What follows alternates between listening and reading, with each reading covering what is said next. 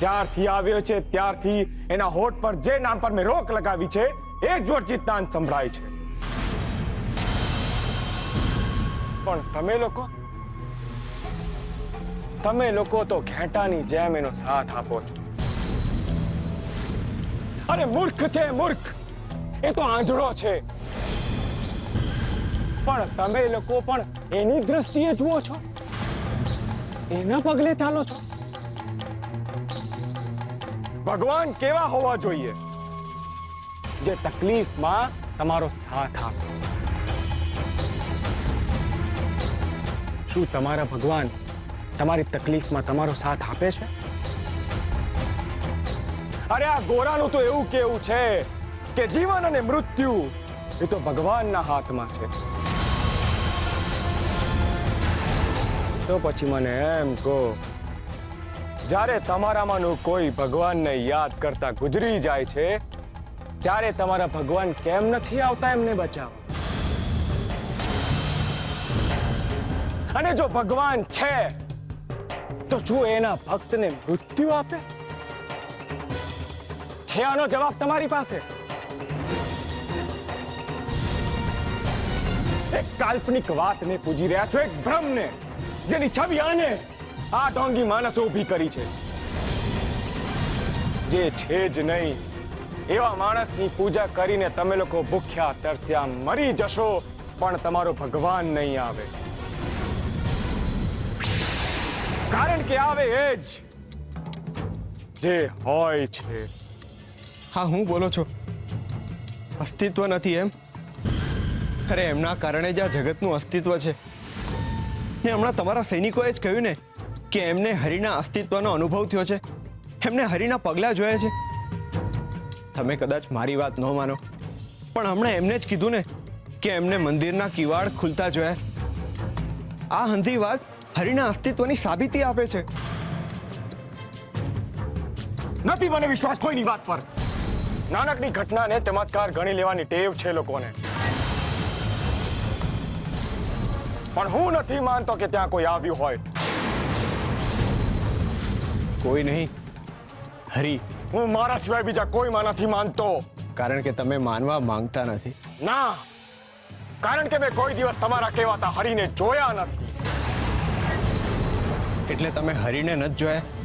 એમાં હરિનો વાંક નથી, એમાં વાંક છે તમારી શ્રદ્ધાનો. મારી શ્રદ્ધા એમ? વાહ, તારા ભગવાન મને નથી દેખાતા, એમાં વાંક મારી શ્રદ્ધાનો છે.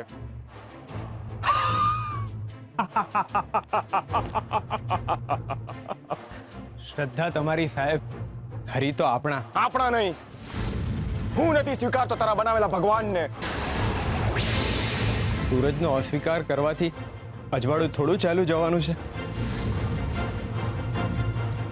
એમ તો પછી બોલાવ તારા હરિને મારા દરબારમાં. સૂરજ છે તો દેખાય છે, હું છું તો દેખાઉં છું. કોઈનું પણ હોવાપણાનું ત્યારે જ સાબિત થાય છે જ્યારે આંખે દેખાય છે. બંધ આંખે અજવાળાની વાતો નહીં કર મૂર્ખ. બોલાવ તારા ભગવાનના દરબારમાં મારી સામે. આજે તો નિર્ણય થઈ જ જાય કે કોણ છે સાચો ભગવાન. હા, ગોરાએ બનાવેલા એના ભગવાન, કે પછી તમારા બધાની સામે ઉભેલો આ વિશ્વજીત સાહેબ સરકાર.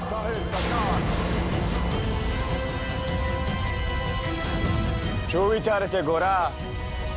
કર આહવાન. બોલાવો તારા ભગવાનને.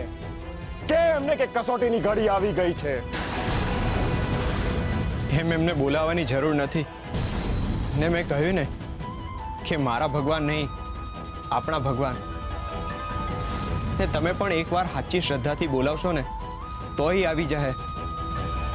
ગોરા, તને ખબર છે એ જે છે જ નહીં એનું નામ હું લેતો નથી, અને જે છે જ નહીં એનું નામ લઈને હું શબ્દોનો વ્યય નથી કરતો.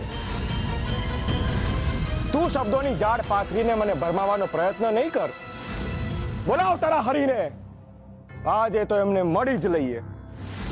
ગ્રામજનો, અત્યારે થનારી ઘટનાના તમે બધા સાક્ષી છો. જો ગોરાના કહેવા મુજબ એના ભગવાન મારા રાજમહેલમાં મારી સામે આવી ગયા તો હું તમને બધાને એમની આજીવન ભક્તિ કરવાની આઝાદી આપી દઈશ, મુક્તિ આપી દઈશ તમને જેને ભજવા હોય એને ભજવા માટે. પણ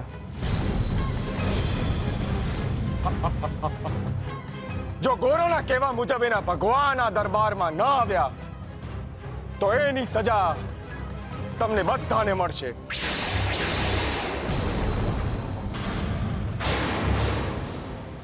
કારણ કે તમે બધાએ મારો નિયમ ભંગ કરીને ભજન કર્યા છે અને એના જ કારણે એક વ્યક્તિનું મૃત્યુ પણ થયું છે અને એને મારી નાખવાની સજા તમને બધાને મળશે. અને એ સજા કોઈ સામાન્ય સજા નહીં હોય.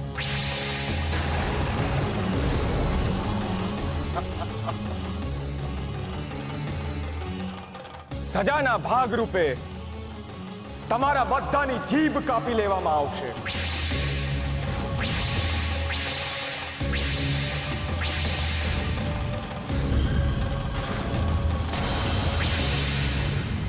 કારણ કે તમારા બધાની જીભે ભગવાનનું નામ લીધું છે. આ શું? નાના સાહેબ સરકાર, આવું ના કરશો. ગોરા, હવે તો ટાણું આવી ગયું છે. બોલાવ હરીને, નહીંતર ના થવાનું થઈ જશે. જે જીભ એમનું નામ લેવા જીવે છે એ જીભ એમનું નામ લેવાને લીધે જ કપાઈ જશે. અરે પણ કેમ ગોરા, મુંજાઈ ગયો? શ્રદ્ધા ડગવા લાગી?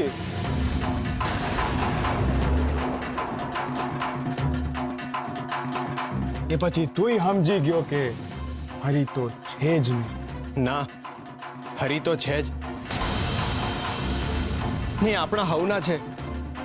જો એને પ્રેમથી બોલાવવામાં આવે ને તો ક્યાંયથી પણ ચોક્કસપણે આવે જ છે. તારા શબ્દોમાં તો કેટલીય વાર સાંભળ્યું તારા હરી વિશે. હવે એકવાર મારી આંખોની ઈચ્છા છે એમને જોવાની. ચાલ, મારા આંખોની તરસ પૂરી કર. બોલાવ તારા હરીને આ મહેલમાં. બોલાવ એને મારી સામે. એ આવી તો જાય, પણ એને બોલાવવાનું કારણ યોગ્ય નથી સાહેબ સરકાર. સૂરજની કસોટી કરવા હાટું કઈ હવાર ન પડાય. હરી તો છે જ, પણ એના અસ્તિત્વની સાબિતી માંગવા વાળા તમે કોણ? જેના લીધે આપણે છીએ એ છે કે નહીં એ સવાલ કરવા વાળા આપણે કોણ? આ સાબિતી માંગવી એ પણ પાપ છે. જે છે એને સાબિત થવાનો ડર શું છે? અને જો હોય તો પછી એને અહીંયા આવવામાં વાંધો શું છે?